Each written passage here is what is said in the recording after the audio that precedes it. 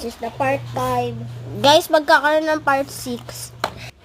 Dito na nakakainis siguro. Oh, yun na.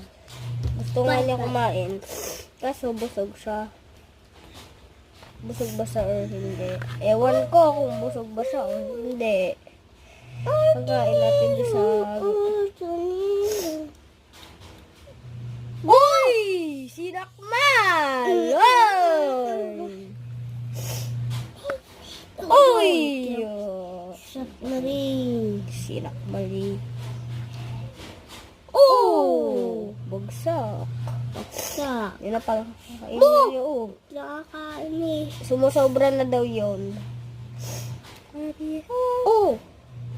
Binayaan na pala yun. Siguro busog. Kung hindi nakain, busog.